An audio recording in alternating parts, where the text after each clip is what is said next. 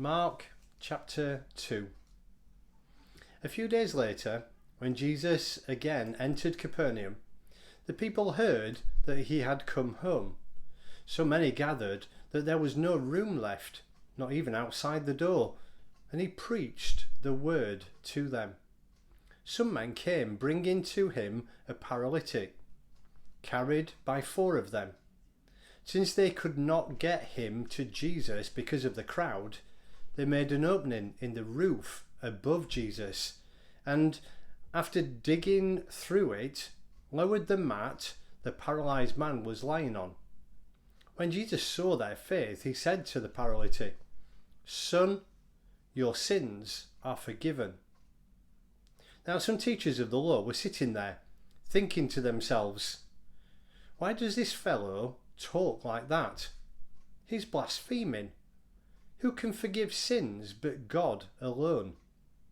Immediately, Jesus knew in his spirit that this was what they were thinking in their hearts, and he said to them, "Why are you thinking these things? Which is easier, to say to the paralytic, 'Your sins are forgiven,' or to say, 'Get up, take your mat and walk'?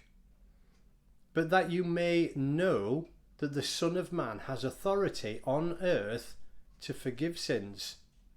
He said to the paralytic, "I tell you, get up, take your mat and go home." He got up, took his mat and walked out in full view of them all. This amazed everyone, and they praised God, saying, "We have never seen anything like this." Once again, Jesus went out beside the lake. A large crowd came to him, and he began to teach them. As he walked along, he saw Levi, son of Alphaeus, sitting at the tax collector's booth. "Follow me," Jesus told him, and Levi got up and followed him. While Jesus was having dinner at Levi's house, many tax collectors and sinners were eating with him and his disciples, for there were many who followed him. But the teachers of the law, who were Pharisees, saw him eating with the sinners and tax collectors.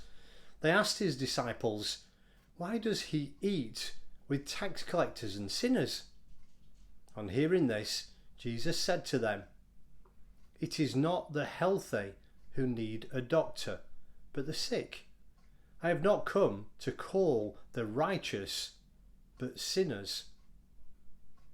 Now, John's disciples and the Pharisees were fasting. Some people came and asked Jesus, "How is it that John's disciples and the disciples of the Pharisees are fasting, but yours are not?" Jesus answered, "How can the guest of the bridegroom fast while he is with them? They cannot, so long as they have him with them. But the time will come when the bridegroom will be taken from them, and on that day they will fast. No one sews a patch of unshrunk cloth on an old garment. If he does, the new piece will pull away from the old, making the tear worse. Excuse me. And no one pours new wine into old wineskins. If he does, the wine will burst the skins, and both the wine and the wineskins will be ruined. No, he pours new wine into new wineskins."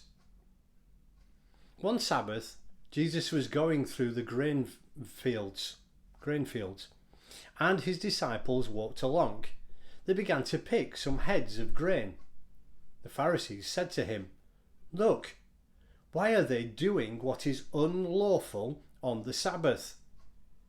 He answered, "Have you never read what David did when he and his companions were hungry and in need? In the days of Abiathar the high priest, he entered the house of God and ate the consecrated bread, which is lawful only for priests to eat, and he also gave some to his companions. Then he said to them, the Sabbath was made for man, not man for the Sabbath. So the Son of Man is Lord even of the Sabbath.